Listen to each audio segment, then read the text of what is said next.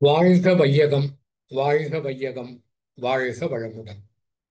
மௌனத்தை நிறைவு செய்து கொள்வோம். அறிஞர் பெருமக்களே, சான்றோர் பெருமக்களே, சிந்தனையாளர்களே, இறை சாதனை மார்க்க உலக சமாதான பிரியர்களே,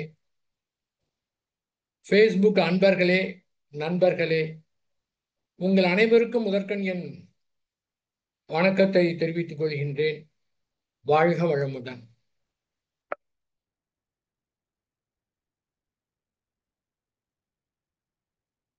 வேதாத்ரி மகரிஷி அவரிடத்திலே மிக மிக பிடித்த ஒன்று என்னவென்றால் செயல் விளைவு தத்துவம். ஒரு செயல் செய்தோம் என்றால் அதற்கு உண்டான விளைவு ஏற்படும்.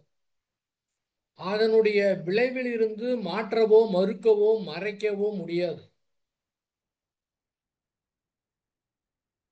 அதுக்கு உண்டான விளைவு ஒரு நிமிடத்திலே ஏற்படலாம், ஒரு மணி நேரத்திலே ஏற்படலாம், ஒரு நாளிலே ஏற்படலாம், ஒரு வருடத்திலே ஏற்படலாம், 10 வருடங்களிலே ஏற்படலாம், ஏன் 100 வருடங்கள் கூட ஆகலாம்.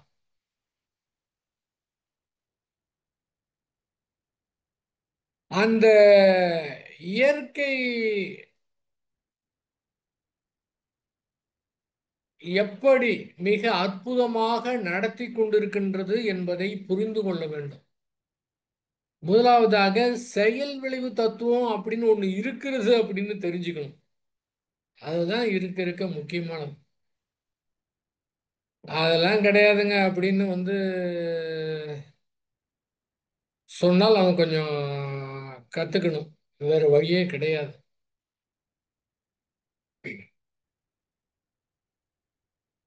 நானும் பார்த்துட்டு இருக்கேன். நல்லவங்க ரொம்ப கஷ்டப்படுறாங்க, கெட்டவங்களும் ரொம்ப நாள் வாழ்ந்துகிட்டு இருக்கிறாங்க. எப்படி செயல்வழி தத்துவம் எப்படி ஒத்து வரணும் ரொம்ப பேர் கேட்பாங்க. ஒருத்தர் கெட்டது பண்ணிட்டு இருக்காரு, அவர் நல்லா இருக்காரு அப்படின்னா, ஒருவர் நன்றாக இருக்கிறார் எப்படி நமக்கு தெரியும். அதே போல நல்லவர் ஒருத்தர் துன்பப்பட்டு கொண்டிருக்கின்றார் என்பது எப்படி நமக்கு தெரியும். வெளிப்புறத்துல பார்த்தா கண்டுபிடிக்க முடியாது. வெளிப்புறத்துல பார்த்தா அந்த மாதிரி எல்லாம் தெரியலாம்.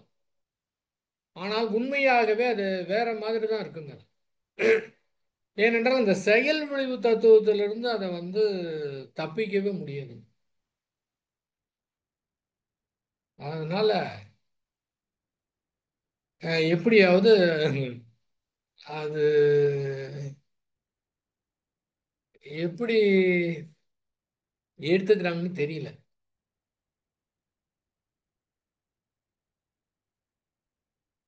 அதனால கண்டிப்பா அது இருக்குங்க. இவ்வளவுதாங்க. நீங்க எந்த மாதிரி சொல்லி புரிய வைக்கிறது அப்படின்னும் இதை நீங்க எடுத்துக்குங்க. கண்டிப்பா இருக்கு. இதுல மட்டும் நீங்க நம்பிக்கை வைத்து பாருங்க. சரி, நீங்க நம்பினா என்ன, நம்பாட்டி என்ன, புரிஞ்சா என்ன, புரியாட்டி என்ன, ஒத்துக்கிட்டா என்ன, ஒத்துக்காட்டி என்ன, அது இருக்கு. அவ்வளவுதான், முடிஞ்சுக்கங்க. ஏதோ பண்ணிக்க நீங்க செஞ்ச விளைவுக்கு அனுபவிச்சோம். எப்படி மிக துல்லியமாக அலை இயக்கத்தின் மூலமாக அற்புதமாக அது நடத்தி கொண்டிருக்கின்றது.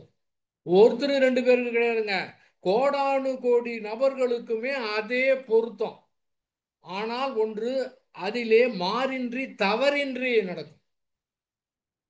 கொஞ்சம் கூட அந்த தவறு நடக்கிறதுக்கு சான்ஸே கிடையாது.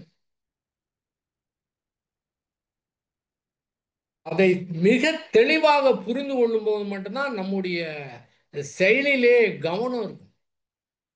செயலை சிறப்பா செய்யணும் அப்படிங்கிற ஒரு உணர்வு ஏற்படும்.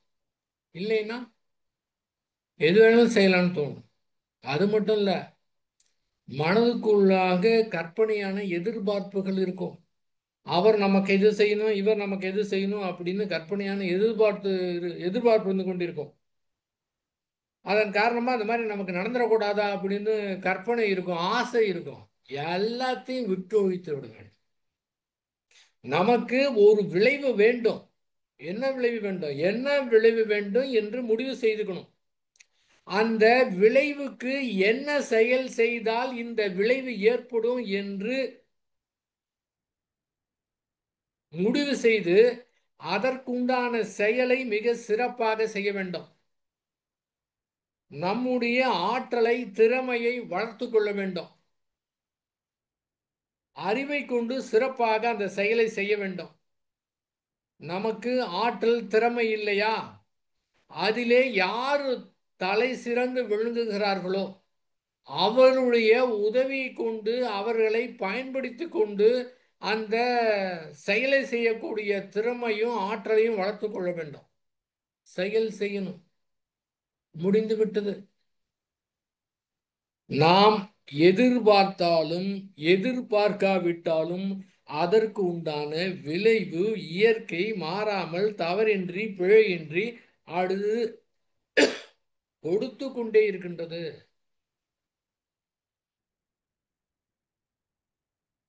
கோடானு கோடி பேருக்கு கொடுத்து கொண்டிருக்கின்றது. அந்த சிஸ்டத்துல ஃபால்ட் வர்றதுக்கு சான்ஸே கிடையாது.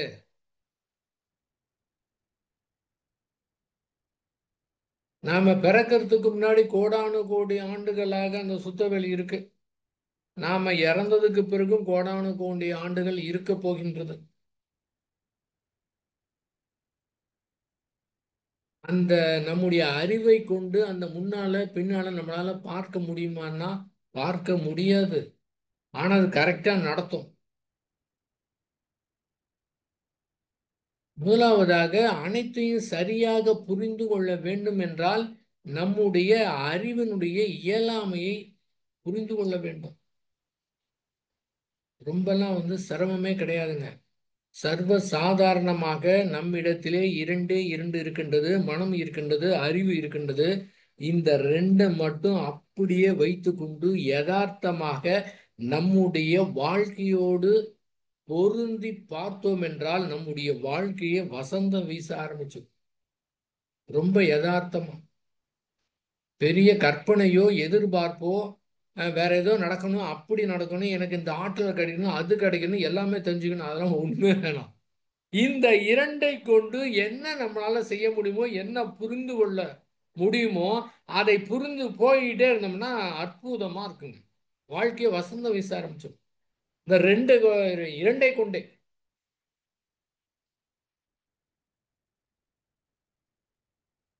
நம்முடைய அறிவுக்கு எட்டாத பல ரகசியங்கள் இருக்கின்றது என்று தெரிந்தும் கூட, நம்முடைய அறிவுக்கு எட்டாத பல்வேறு ரகசியங்கள் இந்த பிரபஞ்சத்திலே உழுவிக் கொண்டிருக்கின்ற உழுவிக் கொண்டிருக்கின்றன என்று நம்முடைய அறிவுக்கு தெளிவாக தெரிந்தும் கூட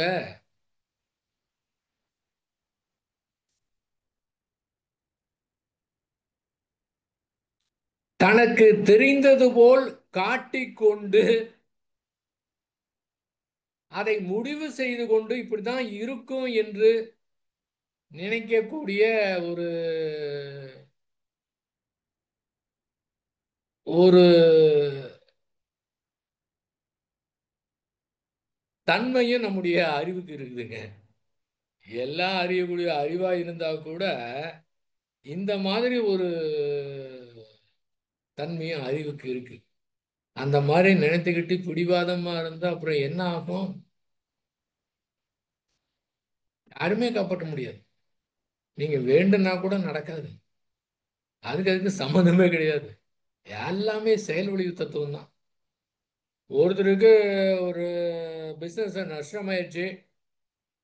அவசரமா லட்சக்கணக்கில் பணம் தேவைப்படுது. என்ன பண்ணது தெரியல. ரொம்ப சங்கடமா இருக்கு. ஒரு கோயிலுக்கு போறாரு. உள்ள போயிட்டு பிரார்த்தனை பண்ணிட்டு வெளியில வராரு. முன்ன உள்ள போனதுக்கும் இப்ப வெளியில வர்றதுக்கும் கொஞ்சம் வித்தியாசம் வேணா தெரியலாம். அவ்வளவுதான். அதுக்காக பயன்படுமே தவிர அதை எப்படி எதிர்கொள்வது, அங்க என்ன செய்ய வேண்டும் என்று அறிவை பயன்படுத்தி செயல்தான் செய்யணும். கற்பனையான எதிர்பார்ப்போ இது வேண்டுவது கூட தேவையில்லை. கடவுள்கிட்ட வேண்டுவது கூட தேவையில்லை. ஏன்? ஏனென்றால் எல்லாமே நம்முடைய வினைப்பதிவின் காரணமாக மிக துல்லியமாக நடந்து கொண்டிருக்கின்றது. இதுல இப்படிதான் இருக்குன்னு இருக்குது. அதே இருந்தாலும் கூட நம்முடைய அறிவை பயன்படுத்தி இந்த சூழ்நிலையில நாம் என்ன செய்ய வேண்டும் என்று கணித்து சிறப்பா செய்யணும்.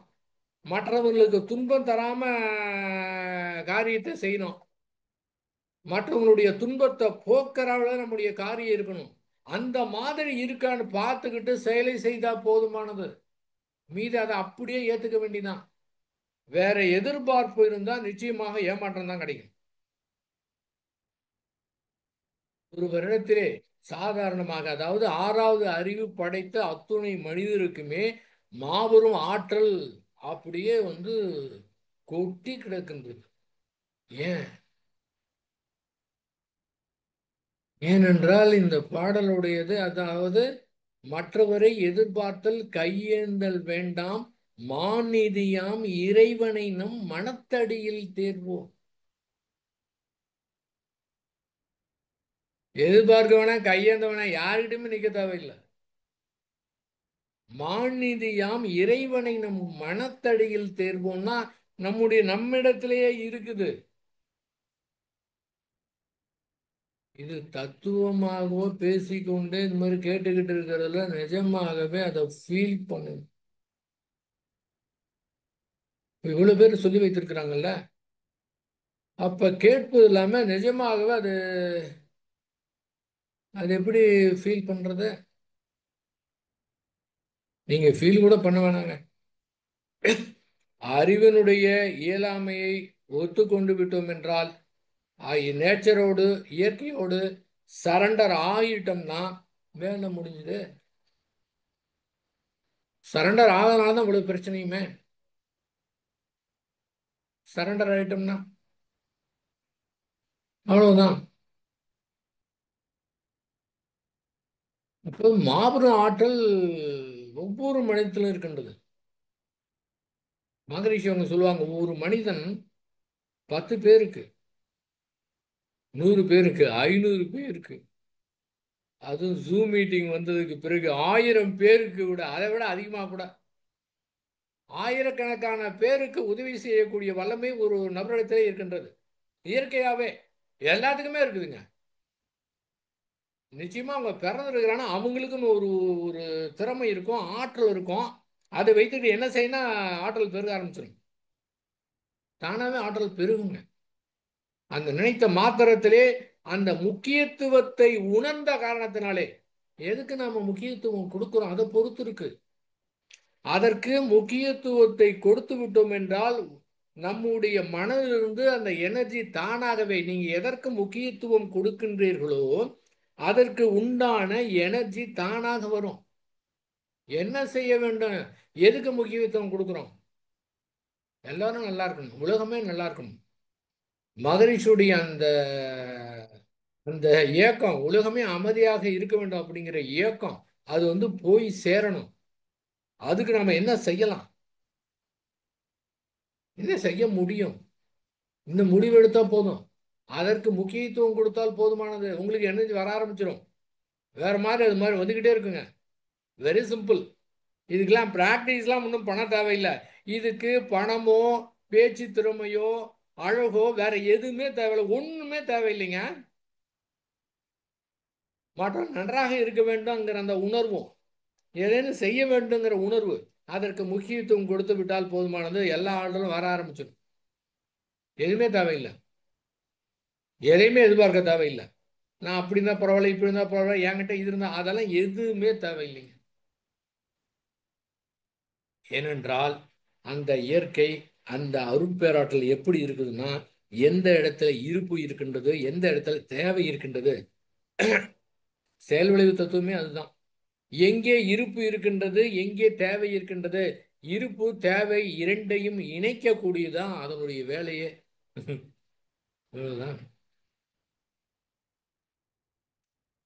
ஞானத்துக்காக யாரோ ஒருத்தர் இயங்கிட்டு இருக்காரு, தாங்க முடியாது தவித்து கொண்டிருக்கின்றார். ஒரு மீனை எடுத்து வெளியில தண்ணியை விட்டு எடுத்தோம்னா அந்த அப்படி எப்படி துடி துடிக்கும், எப்போது அந்த தண்ணீர் கிடைக்கும் அப்படின்னு.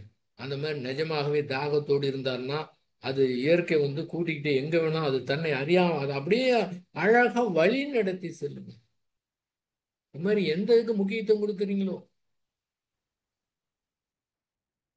தீங்கான செயலுக்கு முக்கியத்துவம் கொடுத்து அதுக்கு உண்டான எனர்ஜி ஏற்பட்டு அந்த மாதிரி உண்டான வேலைகள்லாம் இயற்கை கொடுத்துரும். அதுக்கு வந்து நமக்கு தான் நல்லது கெட்டது அப்படிங்கிறது அதை பொறுத்தவரை நல்லது கெட்டது அது தெரியாது. ஏன்னா அதுக்கு மனம் கிடையாது.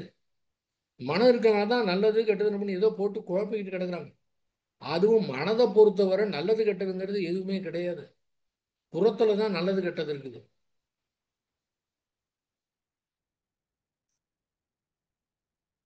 அப்ப எதற்கு வந்து முக்கியத்துவம் கொடுக்கின்றார்களோ அதுக்கு உண்டான எனர்ஜி வந்து கிடைக்க ஆரம்பிச்சிருங்க. இயற்கையாகவே அந்த மாதிரி ஆற்றல் இருக்கின்றது. இதற்கு மாறாக மற்றவர்களிடம் எதிர்பார்த்தோம் என்றால் சாதாரணமா ஒரு மனிதனுக்கு எந்த மாதிரி ஆற்றல் இருக்குமோ அந்த ஆற்றல் கூட மற்றவங்ககிட்ட எதிர்பார்க்கும் போது இருக்கிற ஆற்றல் குறைய ஆரம்பிச்சிடும். இன்னொரு ஆளுக்காக காத்துக்கிட்டு இருக்கணும். எப்ப நடக்கும்னு காத்துக்கிட்டு இருக்கணும். பிறவி தோறும் காத்துக்கிட்டு இருக்கணும். ஒண்ணுமே நடக்காதுங்க. எப்போ வந்து யார் என்ன செய்வாங்க? ஒண்ணுமே செய்ய முடியாது. வேதாத்திரி மகரிஷி கூட இருக்கிறாருன்னா அவருடைய நிஜமாகவே நிஜமாகவே அவருடைய அப்படியே உள்ளத்தை ஊடுருவி அவருடைய எண்ணத்தை மிக துல்லியமாக தெரிந்து கொண்டு அதை செயல்படுத்தணும் அப்படின்னா யாருக்குமே தெரியாம ரகசியமா கூட செய்யணும். என்ன முடிவு எடுக்கணும்? என்னங்க என்னென்னமோ எல்லாம் பேசிட்டு இருக்கிறீங்க. இந்த லெக்சரை முடிஞ்சதுக்கு பிறகு சாப்பிட்டு தூங்கிட்டு காலையில இருந்தா அன்றாட பிரச்சனையில் எத்தனை பிரச்சனை இருக்குது. மாறி மாறி பிரச்சனை வந்து கொண்டு இருக்கின்றது. தொடர்ந்து வந்து கொண்டே இருக்கின்றது. தீர்க்க முடியாத பிரச்சனை இருக்கின்றது. மனதுக்கு வேதனை இருக்குது. எத்தனையோ எல்லாம் இருக்குது. அந்த பிரச்சனைக்கு தீர்வு காணாதான் இந்த மாதிரி மீட்டிங்லாம் அட்டன் பண்ணா கொஞ்சம் மனசு நல்லா இருக்குன்னு பார்த்தா நீங்க என்னமோ வேற இதெல்லாம் பேசிக்கிட்டு இருக்கிறீங்களா? நடைமுறை வாழ்வில் இருக்கக்கூடிய பிரச்சனைக்கு என்னன்னு சொல்லுங்க. என்ன பிரச்சனையா இருக்கட்டுங்க, உலகமாக பிரச்சனையா இருக்கட்டுங்க, உங்களுக்கு உலகத்திலே இது மாதிரிலாம் யாருக்குமே ஏற்பட்டிருக்காது. நமக்கு தான் இப்படி ஏற்பட்டிருக்கு நினைத்தாலும் சரி, அது அத்துணையுமே செயல் விளைவு தத்துவத்தின் காரணமாக நடந்து கொண்டிருக்கின்றது. அந்த அளவுக்கு அற்புதமாக ஒரு ஒரு அந்த இயற்கை ஒரு நிகழ்ச்சியை நடத்தியது என்றால் கோடானு கோடி கொத்து நிகழ்ச்சிகள் அதன் மூலமா நடந்துட்டு இருக்கும். இதோ பெரிய அதிசயம். ஒரு நிகழ்ச்சி நடக்குது, அதுல இருந்து ஒரே நிகழ்ச்சி மட்டும் தான் அது நடத்தும். உலகம் முழுவதும் அத்தனை மக்களுக்குமே வந்து அதன் மூலமாக கோடானு கோடி கொத்து நிகழ்ச்சிகளை தொடர்ந்து அதை நடத்திக்கிட்டே இருக்குங்க. அழகுன்னு அழகு. ஆனா கோடானு கோடி கொத்து நிகழ்ச்சிகளும் கோடானு கோடி நபர்களுக்கும் கொஞ்சம் கூட தப்பு இல்லாமல் நடத்தும். அதுதான் சூப்பர். அதுதான் வந்து அது வியக்கத்தக்க வேண்டியது. வியக்கிறத விட வியப்பதை விட ஆச்சரியப்படுறதை விட நம்முடைய அறிவினுடைய இயலாமையை ஒத்துக்கொண்டு பேசாம சரண்டர் ஆயிடணும். அறிவு எப்படி வேணாலும் பேசும். எனக்கு தெரியும், அது தெரியும், இது தெரியும், இது வேற, நான் எப்படியா எதை வேணாலும் பேசிட்டு இருக்கலாம். அதுக்கு முன்னால ஒண்ணுமே கிடையாதுங்க. அதாவது செயல் நாம வந்து செய்யறோம் அப்படின்னா, அதாவது முதலாவதாக மனதை பொறுத்தவரை மனதை பொறுத்தவரைன்னா இந்த வெளியில மற்றவங்ககிட்ட எதிர்பார்க்கிறோம் பாத்தீங்களா, அதுக்கு முன்னால ஒண்ணு சொல்லிடுறேன். என்னன்னா நம்முடைய மனதுல அதாவது மகரிஷி அவங்க சொல்லும்போது மேல்மனம் நடுமனம் அடிமனம்னு சொல்லுவாங்க.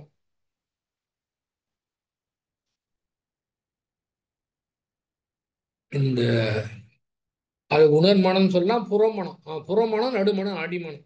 இந்த புறமணத்தை வந்து இப்படி நடக்கணும், இந்த மாதிரி இருக்கணும், இப்படி நடக்கக்கூடாது அப்படின்னு இது வந்து என்ன வேணாலும் நினைச்சிட்டு இருக்கலாம். பல்வேறு உணர்வுகளை கூட அது வெளிப்படுத்தும். என்ன வேணாலும் நினைச்சிட்டு இருக்கலாம். ஆனால் அதற்கும் அடிமனதுக்கும் சம்பந்தமே கிடையாது. ஏன்? ஏனென்றால் அடிமனம் என்பது நம்முடைய இயல்பு. நம்முடைய இயல்பு என்பது இதுவரை எத்தனையோ பிறவிகளாக பெற்ற சஞ்சித கர்மத்தின் காரணமாக அதிலிருந்து ஒரு குறிப்பிட்ட பகுதியை மட்டும் இந்த பிறவியிலே அனுபவிப்பதற்காக எடுத்து வரப்பட்டது. அது ரொம்ப கிடக்குது. அதுல இதுக்கு மட்டும், இந்த இதுக்கு மட்டும் கொஞ்சம் எடுக்கப்பட்டிருக்கின்றது. இதுல இது வந்து கணவன் மனைவி குழந்தைகள் தொழில் என்ன எக்கச்சக்கமா எல்லாம் கிடக்குது. எல்லாமே எதனோடு இணைப்பது, எதனோடு பிரிப்பது, எவ்வளவு சண்டை வருது, என்ன பிரச்சனை வருது, எந்தெந்த நேரத்தில் என்ன மாதிரி வருது, எப்போ இது மாதிரி எது நடக்கும், அந்த மாதிரி இருக்கிறதெல்லாம் சேர்த்து தொகுப்பாக அடிமனதில் இருக்கின்றது. இந்த அடிமனதை நம்ம நேரடியாக வந்து பார்க்க முடியாது. அடிமளந்து வர அது கொடுக்கக்கூடிய உணர்வுகள் வந்ததுக்கு பிறகு இந்த உணர்மனதின் மூலமாக தான் அதை உணர்ந்து கொள்ள முடியுமே தவிர நேரடியாக அடிமனதை உணர்ந்து கொள்ள முடியாது, ஆழ்மனதையும் உணர்ந்து கொள்ள முடியாது. அடிமனதை நம்முடைய கட்டுப்பாட்டுகள் கொண்டு வர முடியாது. நம்முடைய கட்டுப்பாட்டுகளே கொண்டு வர முடியாது என்று தெரிந்தும் கூட அதை கட்டுப்பாட்டுக்கு கொண்டு வரோம் பார்த்தீங்களா, கொண்டு வரதுக்கு முயற்சி செய்யறோம் பார்த்தீங்களா, இதுதான் மாபெரும் போராட்டம் அங்கே ஆரம்பித்து விடுகின்றது. பெரிய பிரச்சனை ஏற்படுகின்றது. ரொம்ப யதார்த்தமாக அறிவையும் மனதையும் கொண்டு அதை அப்படியே ஏற்றுக்கொண்டு விட்டோம் என்றால் இந்த இடத்துல பிரச்சனை என்பது ஏற்படுவதற்கு வாய்ப்பே கிடையாது. ஒன்று எதிர்பார்க்கிறோம், ஒன்று எதிர்பார்க்கிறோம் என்று சொல்லும்போது நம்முடைய மூளையிலே அந்த எதிர்பார்ப்பு என்ற ஒரு ஒரு புள்ளியாக அந்த நினைவு பதிவு ஏற்படுகின்றது.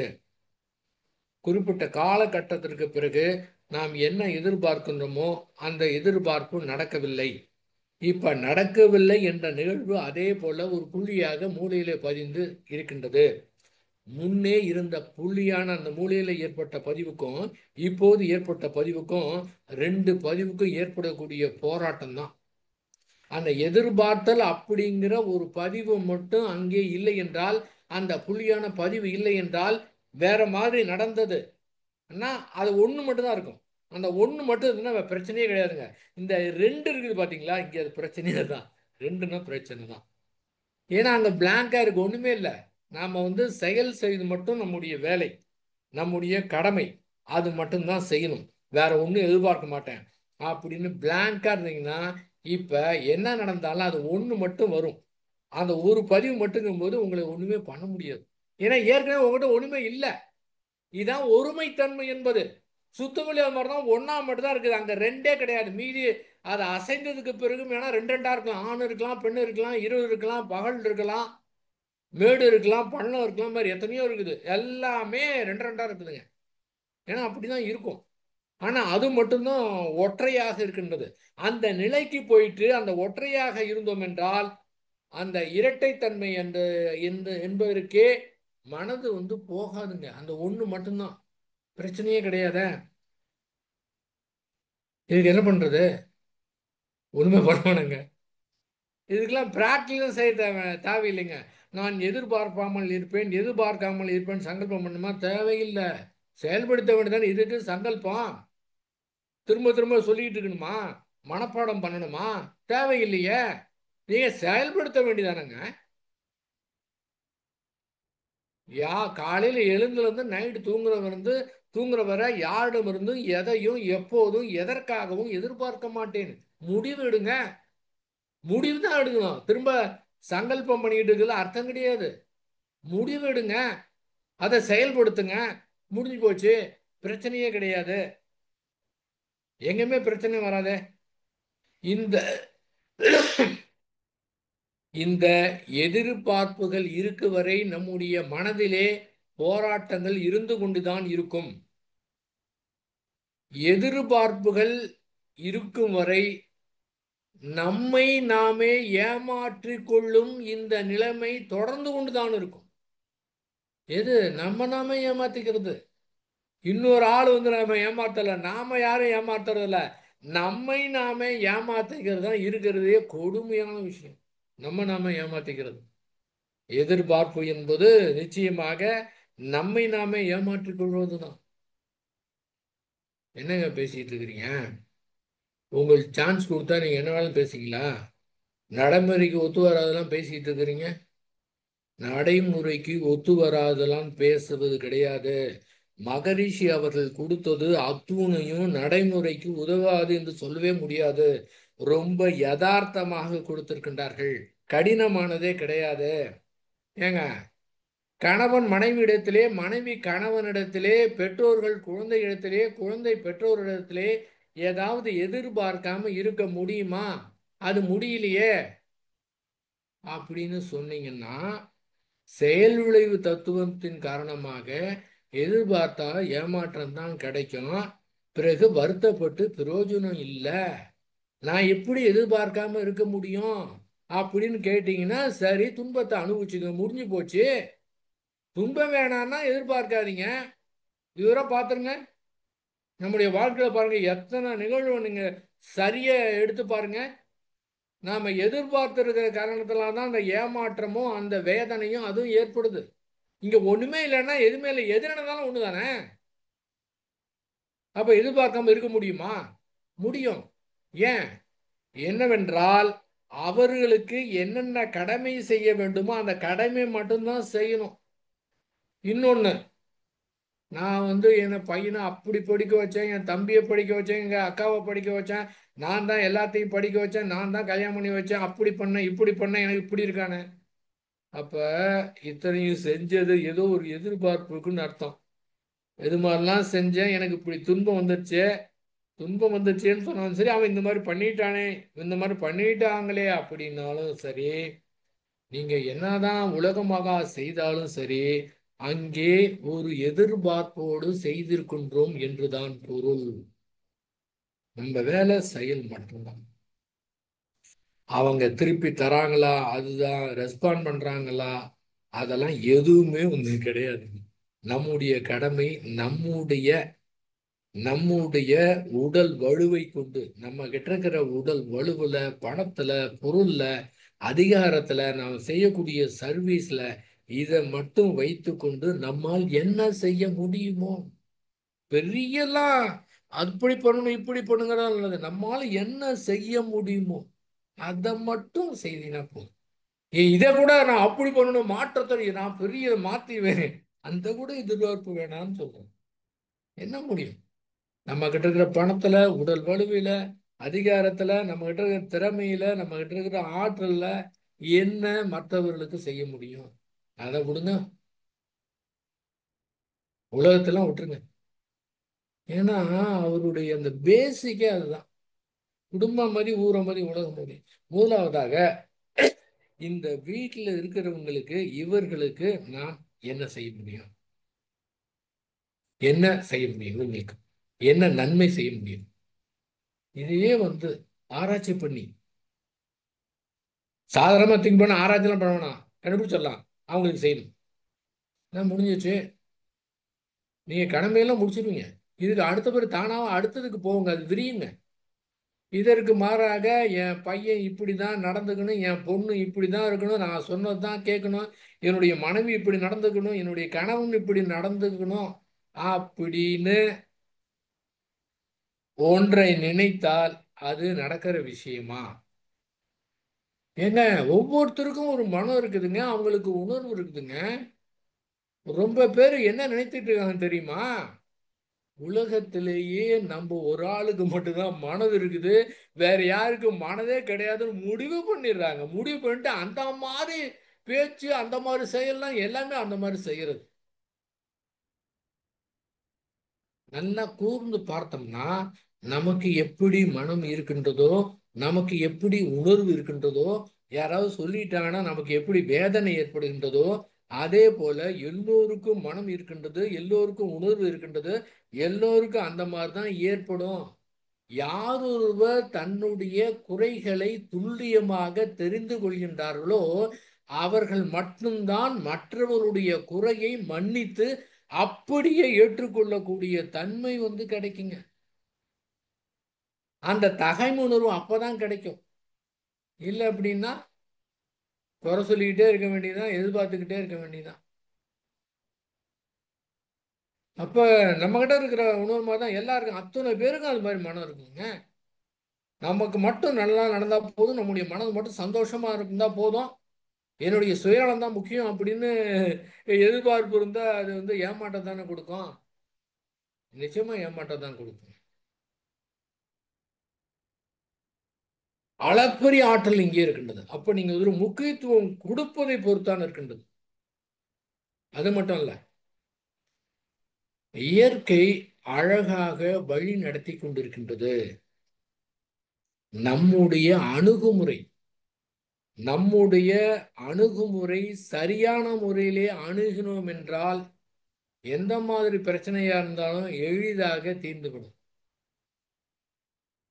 இருக்கக்கூடியது எளிமையாக இருந்தால் கூட நம்முடைய தவறான அணுகுமுறையின் காரணமாக அதுவே சிக்கலாயிரும். திரும்பவும் சொல்லக்கூடிய அதுதான், நம்முடைய அறிவையும் மனதையும் சாதாரணமாக ஒரு யதார்த்தமான நிலையை வைத்துக்கொண்டு வாழ்க்கையோடு பொருத்தி பார்த்தோம் என்றால் இயற்கை வழி நடத்திக்கிட்டே இருக்குங்க.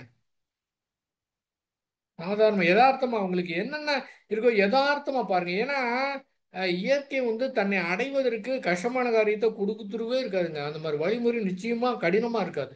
அவ்வளவு மிக எளிமையா இருக்கு. இயற்கை மிக எளிமையானது. அது இருக்கிற இடம் தெரியாம எவ்வளவு அற்புதமா அது அது நடத்திக்கிட்டு இருக்கு பாருங்க. சூப்பரா நடத்திக்கிட்டு இருக்கு. கடவுளை பாராட்டுறாங்க, புகழ்றாங்க, சில பேர் திட்டுறாங்க. உனக்கு கண்ணு இருக்கா இல்லையான்னு கூட திட்டுறாங்க. ரெண்டுமே பாதிப்பே கிடையாது. சூரியனுடைய வெளிச்சம் இருக்கு, சில பேருக்கு அது பாதிப்பா இருக்கு. சில இடத்துல சூரிய வெளிச்சமே இல்லை, அதுக்கு ஏங்கிட்டு இருக்கிறாங்க. அது ஒன்னாதான் இருக்கின்றது. ஆனா நம்ம எப்படி பயன்படுத்துறோங்கிறத பொறுத்து இருக்கின்றது. அந்த இயற்கை அந்த மாதிரி நடந்திருக்கிற காரணத்தினால நம்ம ஒரு யதார்த்த நிலையிலே இருந்தோம் என்றால் நிச்சயமாக இயற்கை அற்புதமா வழிநடத்தும். இதுக்கெல்லாம் நீங்க எதுவுமே செய்ய வேணாங்க. அந்த யதார்த்தம் மட்டும் புரிஞ்சுக்கணும். வேற ஏதாவது கற்பனையாக அந்த நிலைக்கு போகணும், இந்த நிலைக்கு போகணும், இப்படி இருக்கணும், அப்படி இருக்கணும் அப்படின்னு அதுக்கு உண்டான தேடணும்னா நிச்சயமா கிடைக்காது. அப்படியே கிடைத்தால் கூட அந்த கிடைத்ததுக்கு பிறகுதான் தெரியும் இதற்கு இந்த நாம் அடைய வேண்டிய நிலை இது அல்ல அப்படிங்கிறது தெரியும். ஏன்? அகத்தை பொறுத்த அளவில், மனதை பொறுத்த அளவில் அங்கே அடைவதற்கு எதுவுமே கிடையாது. மாநிதியாம் இறைநிலை மனத்தடியில் உணர்வோம் அப்படின்னா எல்லாமே இங்கே இருக்கின்றது. நீங்க எதுவுமே தேவையில்லை. அத்துணை பேருமே இயல்பாகவே ஞான நிலையில் தான் இருக்கின்றார்கள். எதையுமே தேடவே தேவையில்லை. தேடினீங்கன்னா தேடுறது எதை தேடணும்? நம்ம கிட்ட இல்லாததான் தேடணும். ஏற்கனவே இருக்குது, இருக்கிறத புரிந்து கொண்டாலே போதுமானது. அந்த மாதிரி ஒரு நிறைவு ஏற்பட்டுடும்.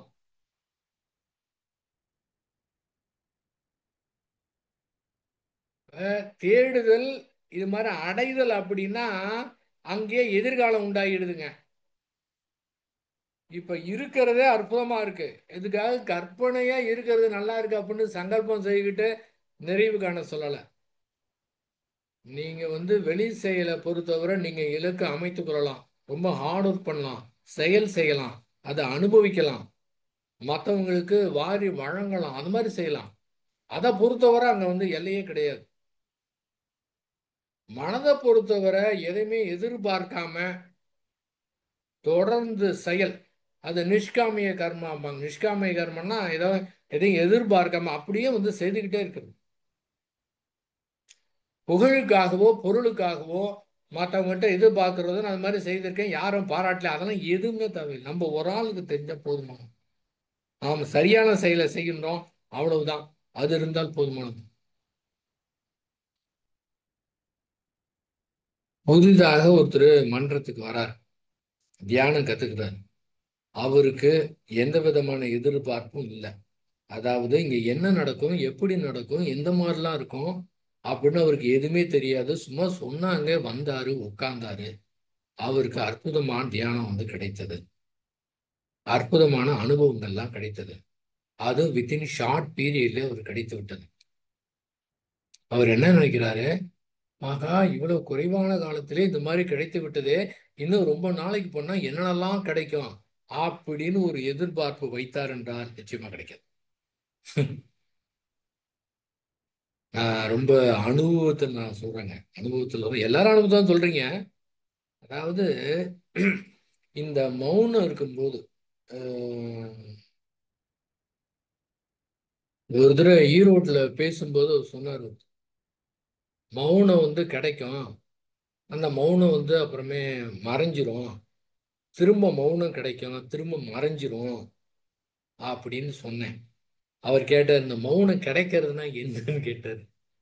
அவர் எப்படி பதில் சொல்றாரு? அது மௌனங்கிறது என்ன தெரியுங்களா? அந்த மௌனம் மோனம் திரிந்த போது எண்ணமாகவும், எண்ணம் மறைந்த போது மோனமாகவும் மாறி மாறி நடந்துகிட்டு இருக்கும். நமக்கு அப்படியே தெரியும் அந்த மௌனம் கிடைச்சிச்சுன்னு. ஆழியாறிலே நான் மௌனம் இருக்கும்போது, வேதாத்திரி மகரிஷி அவர்கள் உலக அமைதிக்காக ஒரு மாதம் மௌனம் இருக்காருன்னா, நான் ஒரு 87ல இருந்து 2000 வரை கடைசி 15 நாட்கள் அங்கே மௌனம் இருக்கக்கூடிய வாய்ப்பு கிடைத்தது. அந்த மௌனம் அது நடக்கிறது, அது கிடைக்குது பார்த்தீங்கன்னா, கிடைக்கிறதுனால சில அறிகுறிகள் வரும், சில சார்ஜ் ஆகும், பல்வேறு இதெல்லாம் அது நடந்த இது பேசுற நேரம் அதிகம், அது அந்த ஃப்ராக்ஷன் செகண்ட்ல நடக்குங்க. அது அது நடந்து முடிஞ்ச பிறகு அந்த மௌனம் அப்படியே கிடைக்கும். அழகாக அது பாட்டுக்கு போயிட்டு ஒண்ணுமே வேணாங்க. உலகத்துல எதுவுமே தேவையில்லைங்க. அதுதாங்க சும்மா இருக்கிறது.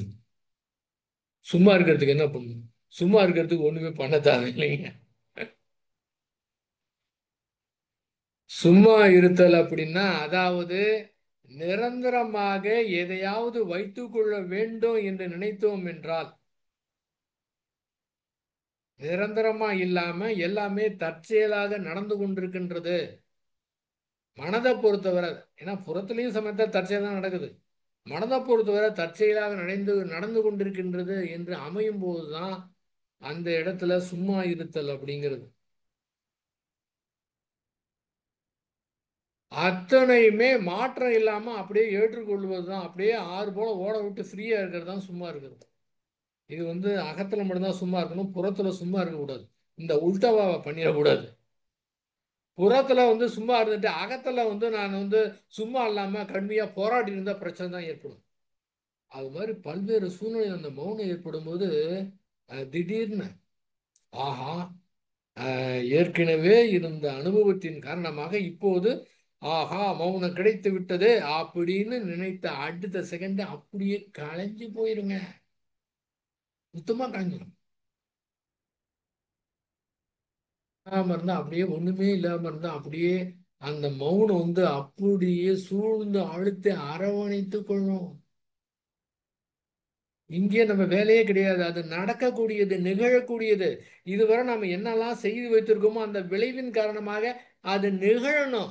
அங்க செய்யறதுக்கு எதுவுமே கிடையாதுங்க. அது மாதிரி இயற்கையா நிகழணுங்க. அப்ப எப்ப கிடைக்கும், எப்ப போகும்னு தெரியாது. ஆகவே இத்தனை நாள் நான் பேங்க்ல லீவ் போட்டு வந்திருந்தேன், ஐயோ எனக்கு கிடைக்கலையே அப்படின்னு ஒரு ஏக்கமா ஒரு வருத்தமா இருந்தா, அந்த வருத்தமான ஏக்கத்தினாலேயே கிடைக்காது. கிடைத்து விட்டது என்று மகிழ்ச்சி அடைந்தாலும் கிடைக்காது.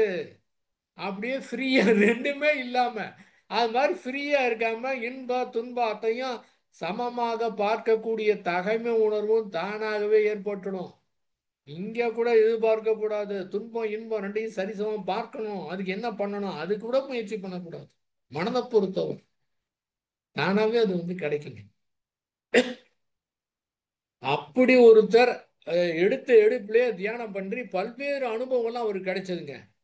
ஆனா ஒரு 5 வருடங்கள் கழித்து 10 வருடங்கள் கழித்து எனக்கு ஆரம்பத்துல இந்த மாதிரி வந்ததே, இப்படிலாம் இப்ப ஏன் வரல அப்படின்னு நீங்க முயற்சி பண்ணீங்கன்னா நிச்சயமா கிடைக்காது. எவ்வளவு முயற்சி பண்ணீங்களோ அந்த அளவுக்கு மேலும் சிக்கல் தான் ஆகும். ஒருத்தருடைய நண்பருடைய ஒரு அட்ரஸ் கொடுக்குறாரு. எங்க வீடு இங்க இருக்குது, இந்த அட்ரஸ் நீங்க வந்துருங்க, வேணா லொக்கேஷன் ஷேர் பண்றேன், அதை பார்த்துட்டு வந்துருங்க. யார்ட்டையும் விசாரிக்கவே தேவையில்லை. லொக்கேஷன் நீங்க வந்துடலாம். நாம லொக்கேஷன் வைத்துட்டு போனோம், அந்த வீட்டுக்கு போயிட்டோம், ஒரு முறை போயிட்டோம், முடிஞ்சு போச்சு. இனிமேல் லொகேஷன் தேவையில்லை, நாம கண்டுபிடிச்சு போயிடலாம். ஆனால் இந்த தியானத்தை பொறுத்தவரை, தியான அனுபவங்களை பொறுத்தவரை, அந்த ஒரு முறை அனுபவித்த அனுபவத்தை திரும்ப நீங்க பெற வேண்டும் என்றால் அது சாதாரணமான விஷயமே கிடையாது. நண்பரும் அட்ரஸை கண்டுபிடிச்சு ஒரு தடவை போயிடலாம். ஆனால் ஒரு முறை பெற்ற அனுபவத்தை திரும்ப கிடைப்பது என்றால் அது படாத பாடுபடும். அதுக்கு எதிர்பார்த்திருந்தோம்னா மேலும் சிக்கல் தான் ஏற்படும். ஏன் ஏன்னு கேட்டீங்கன்னா, அந்த செயல் விளைவு தத்துவத்தின்படி உலகத்துக்கே நன்மை செய்ய வேண்டும், அந்த வேதாத்திரனுடைய கனவை நினைவாக்கணும் அப்படிங்கிற ஒரு உணர்வு மட்டும் இருந்தால் போதுமானது.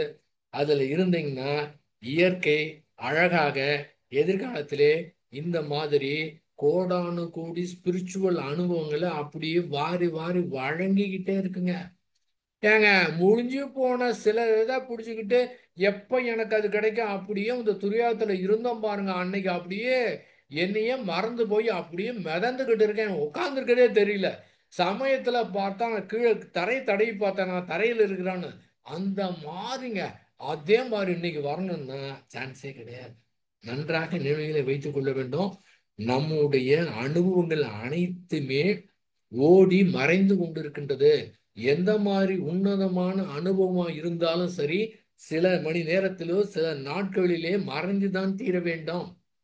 அந்த மாதிரி குறிப்பிட்டதே கூட உங்களுடைய கடுமையான முயற்சியின் மூலமாக அதை ஏற்படுத்தி விட்டால் கூட குறிப்பிட்ட நாட்களுக்கு பிறகு அதுவே அனுபவிக்கும் போது இந்த உடல்ல ஏற்படக்கூடிய ரசாயன மாற்றம் அதை ஏற்றுக்கொள்ள முடியாமல் தவிக்க ஆரம்பிச்சோம். அதனால புது புதுசா வந்துட்டு இருக்குங்க. எதையுமே எதிர்பார்க்க கூடாதுங்க. இந்த தியானத்துல கூட எதிர்பார்க்க கூடாது. எதிர்பார்க்க கூடாது. அந்த அனுபவத்தை கூட எதிர்பார்க்க, ஏன்னா அவ்வளவு அனுபவம் கொடுத்துங்க அது. ஏங்க, இயற்கையை மற்றும் தெளிவாக புரிந்து கொண்டு விட்டோம் என்றால் நீங்க ரோட்ல பண்ணா டக்கு டக்கு டக்கு டக்கு பழிச்சு பழிச்சுன்னு அடிச்சுக்கிட்டே இருக்குங்க. அழகா கொடுக்கும். என்ன பண்ணலாம்? ஒண்ணுமே பண்ண தேவையில்லை. அகத்தை பொறுத்தவரை நீங்க எந்த மாதிரி முயற்சி பண்ணாலும் சரி, அது போராட்டமா தான் இருக்குங்க. போராட்டம் தான். என்ன பண்ணாலும் சரி, எப்ப நீங்க முடிவு எடுத்துட்டீங்களோ மாதிரி ஆகணும் அப்படின்னு முடிவு எடுத்தீங்கன்னா போராட்டம் தான். செயலை செய்யுங்க. உண்டான வேலையை பாருங்க. என்னென்ன செய்யணும்? சரியா தியானம் பண்ணா தியானம் பண்ணுங்க. ரெகுலரா பண்ணுங்க. விடாம பண்ணுங்க. தொடர்ந்து பண்ணுங்க. செஞ்ச வருமா வராதா? விளைவு ஏற்படுமா ஏற்படாதா? முடிவு போயிடுச்சே. என்னென்ன முடியும்? எப்படி முடியும்? நேரத்தை ஒதுக்கணும். குடும்பத்துக்கு உண்டான நேரம், தொழிலுக்கு உண்டான நேரம், மற்றவர்களுக்கு நன்மை செய்யறதுக்கு உண்டான நேரம் ஒதுக்கணும். அது மாதிரி செய்துக்கிட்டே இருக்கலாம். இது மாதிரி 1 வருடம் 2 வருடம் 3 வருடம் நான் செஞ்சோம்னா அதுக்கு விளைவு ஏற்படுமா ஏற்படாதா? கண்டிப்பா ஏற்படும். எதிர்பார்த்தாலும் எதிர்பார்க்கப்பட்டாலும் ஏற்படும். அதனால அந்த முக்கியத்துவம் கொடுப்பதை பொறுத்து தான் இருக்கின்றது. அதனால என்னென்ன நிகழும், அதாவது நமக்கு இந்த மாதிரி உணர்வு வர வேண்டும், இந்த உணர்வு வரக்கூடாது, எந்தெந்த உணர்வு வரும் எது வராது அப்படின்னு நம்மளால முன்னாலேயே தீர்மானிக்க முடியுமா? தீர்மானிக்க முடியாது. எப்ப என்ன மாதிரி உணர்வு வரும் எதுவுமே தெரியாதுங்க. கம்ப்ளீட்டா ஒண்ணுமே தெரியாது. ஆனா அது அத்துணையுமே நம்முடைய இயல்பிலிருந்து வருகின்றது. நாம் ஏற்கனவே செய்து வைத்த இந்த பிறவி மட்டும் இல்ல, பல்வேறு பிறவிலா செய்து வைத்த அத்துணையுமே இந்த சூழ்நிலைக்கு தகுந்த மாதிரி அந்த இயல்பிலிருந்து எடுத்து கொடுத்து அந்த செயல் விளைவு தத்துவமாக நடந்து கொண்டிருக்கின்றது. அதுல டவுட்டே கிடையாது.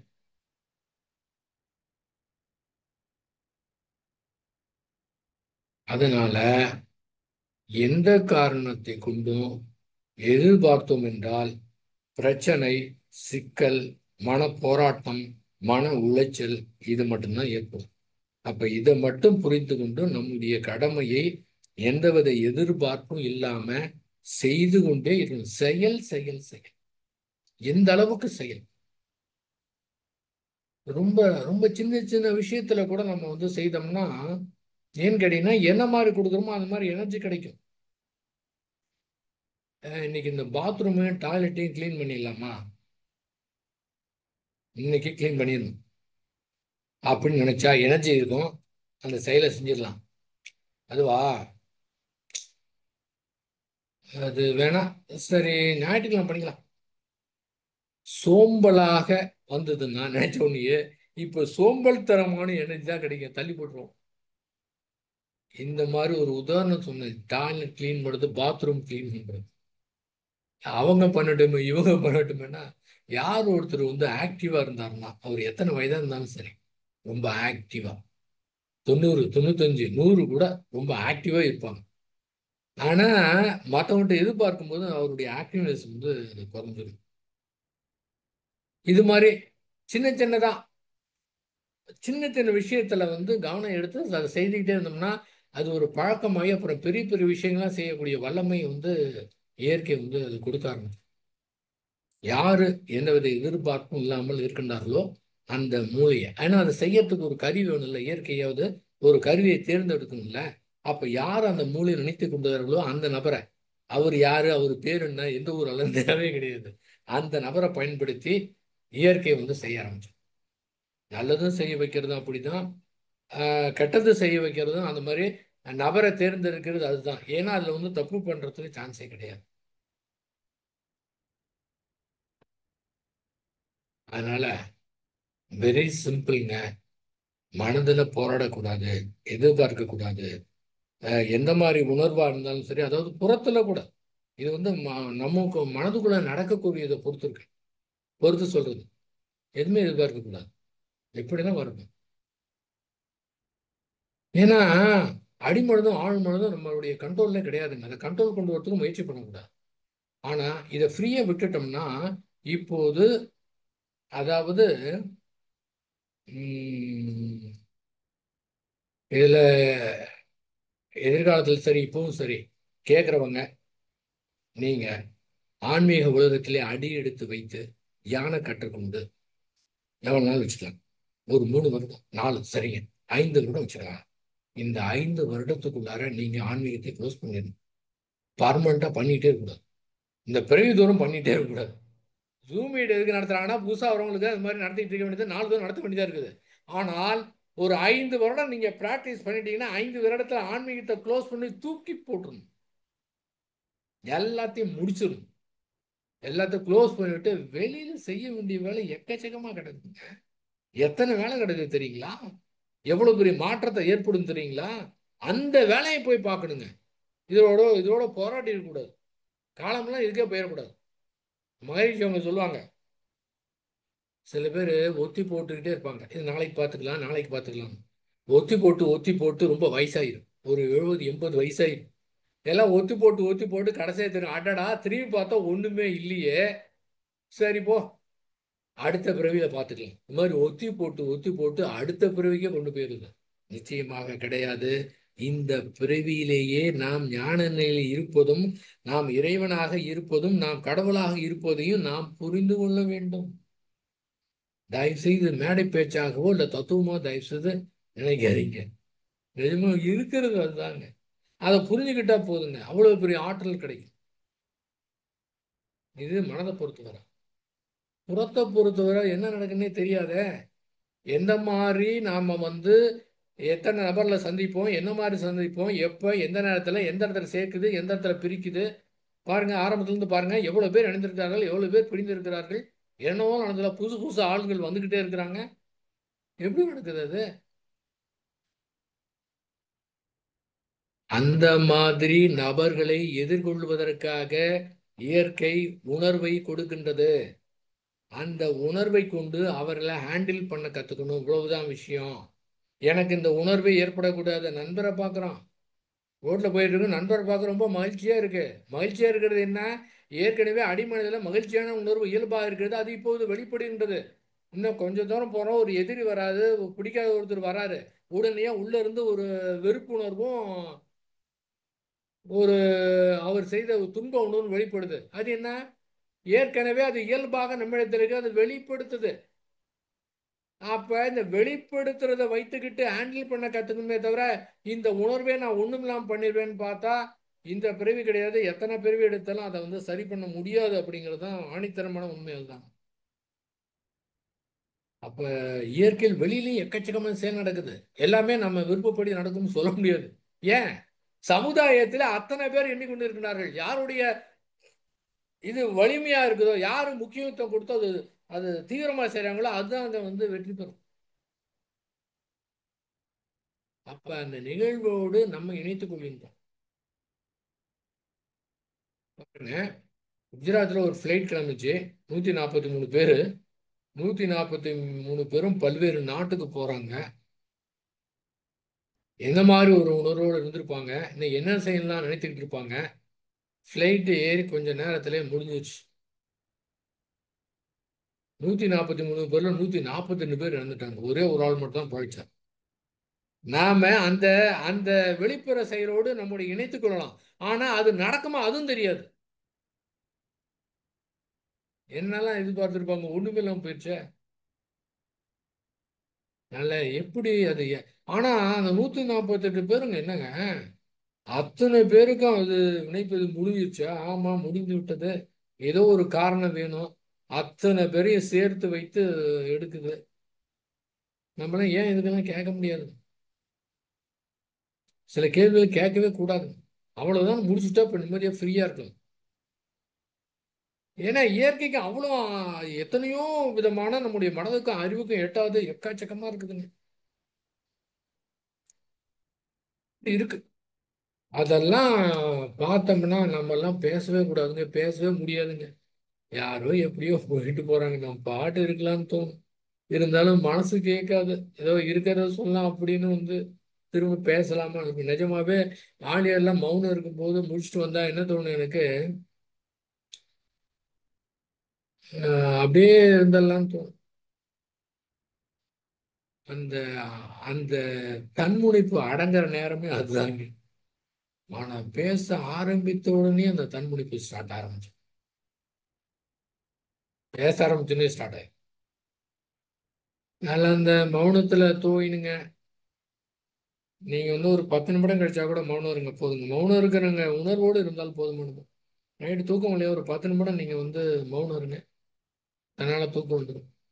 தூக்கத்துக்கு ரொம்ப பேர் தூக்கத்துக்கு ரொம்ப கஷ்டப்படுறாங்க. தூக்கத்தை பொறுத்த என்ன தெரியுங்களா, அது வந்து அகம். லைட் ஆஃப் பண்ணி கண்ண முடியும், இவ்வளவுதான் நம்மளுடைய வேலை. நீங்க தூக்கம் வரலையா, அடா தூக்கம் வரலையே இப்போ என்ன பண்றது, ஆச்சோ இது மாதிரி ஆனா நான் சிக்கலாயிருமே, நாளைக்கு ஆஃபீஸ் போக முடியாது, வீட்டு வேலையை பார்க்க முடியாது, ரொம்ப டயர்டாயிருமே, இப்படிலாம் சிந்தனை பண்ணா வந்து வராது. நீயே அப்படி ஒண்ணுமே நீ செய்ய தேவையில்லை, தானா தூக்கம் உண்டு. இது மாதிரிதான் பல்வேறு விஷயங்கள் இயற்கை இதுவரை அற்புதமா நடத்தியிருக்கின்றது. இதுவரை நடத்தினது எதிர்காலத்தில் அப்படிதான் நடத்தும். மாதிரி இவங்க சொல்லுவாங்க, இந்த கடவுளுக்கு ஒரு சான்ஸ் கொடுத்து பாருங்களேம்மா.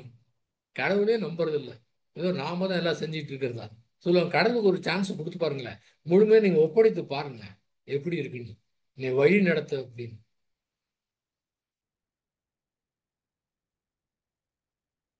அந்த இயற்கை மிக அற்புதமாக அழகாக நடத்தி கொண்டிருக்கின்றது. அதனால அந்த மாதிரி யதார்த்தமா மனதையும் அறிவையும் யதார்த்தமா பயன்படுத்தணும்னா நம்மளுடைய மன உணர்வுகளை அப்படியே ஆறு போல ஓட விட வேண்டும். அதை மாற்றுவதற்கு எதுவுமே செய்யக்கூடாது, எந்த முயற்சியும் செய்யக்கூடாது. எந்த முயற்சி எடுத்தாலும் அது மேலும் பிரச்சனை தான் கொண்டு வரும். அந்த மாதிரி ஃப்ரீயா விட்டு விட்டோம் என்றால் இப்போது தெளிவு கிடைக்கும். இப்போது இந்த அறிவு வெளிப்புறத்துல செயல்படுறதுக்கு சிறப்பா இருக்கும். ஏன்னு கேட்டீங்கன்னா, இந்த மனதை சரி செய்யக்கூடிய அந்த இதுலயே நம்முடைய 75% ஜீவகாந்த செலவு விரயமாக்கப்படுகிறது. எல்லாம் போயிடுச்சு, செயல்படுறதுக்கு ஒண்ணுமே கிடையாது. இந்த கம்ப்ளீட்டா க்ளோஸ் பண்ணிட்டோம்னா ஃபுல் எனர்ஜி கிடைக்கும். இப்ப வெளியில வந்து மிக சிறப்பாக வேலைகளை பார்க்க முடியும். அதனால மனப்போராட்டத்தை நிறுத்திட்டோம்னாவே, அதை எதிர்த்து போராட முடியாது என்று புரிந்து கொண்டாலே பல்வேறு ஆற்றல் மிக அற்புதமா செய்ய முடியும்.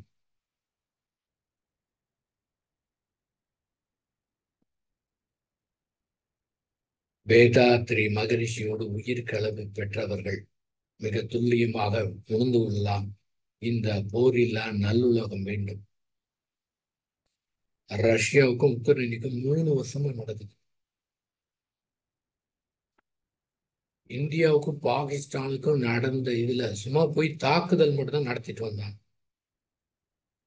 கிட்டத்தட்ட அதுக்கே வந்து 15,000 கோடி செலவாச்சு.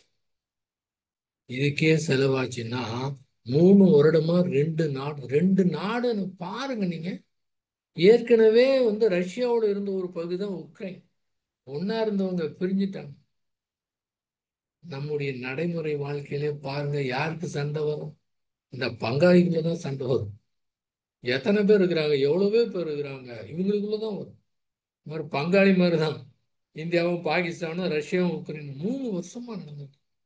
எவ்வளவு செலவாகும் பாருங்க. அந்த பணம்லாம் இருந்தா மக்களுக்கு எவ்வளவு நன்மை செய்யலாம் பாருங்க.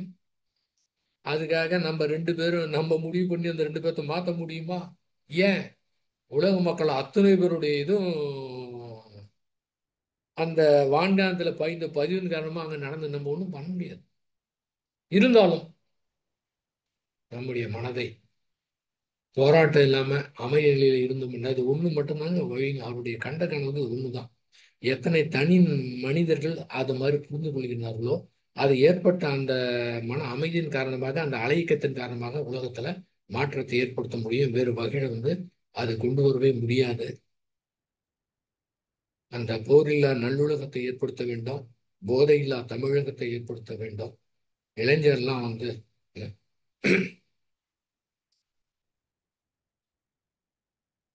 சில இதெல்லாம் கேள்விப்பட்டத உங்ககிட்ட சொன்னேன்னு வச்சுக்கோங்களேன், உங்களுடைய மனது சங்கடமாயிரும், வேதனையாயிரும். இந்த மாதிரி தியானம் பண்றவங்க மனது வேதனைப்படக்கூடாதுங்க. ஆனா நான் தெரிவிக்கல. அதனால அந்த இளைஞர்களை மீட்டெடுக்கணும். நாம தான் அதை பொறுப்பு எடுத்துக்கணுங்க. ஆகவே அந்த முறையிலே நம்முடைய மனதை எதிர்த்து போராடாமல், உணர்வுகளை எதிர்த்து போராடாமல், நினைவுகளை எதிர்த்து போராடாமல், எண்ணங்களை எதிர்த்து போராடாமல், சும்மா இருந்து ஒண்ணுமே செய்யாம இருந்து அப்படியே ஆறு போல ஓட விட்டு, அப்படியே பிரவாகமாக ஓட விட்டு இருந்தோம் என்றால் நாமும் இயற்கையா ஒன்றாக மாறிவிடுவோம். அது பாட்டுக்கு அடைவதற்கு இலக்கே இல்லாம மனமே ஓட ஆரம்பிச்சிடும். அந்த மாதிரி மனநிலை பாருங்க, எப்படி இருக்கு பாருங்க.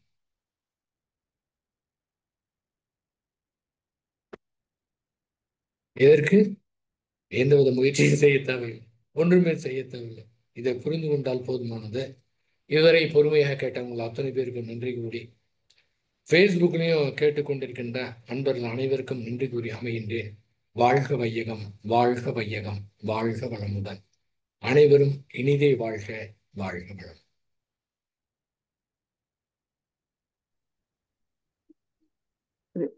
பெரிய நாயகம்மா முடி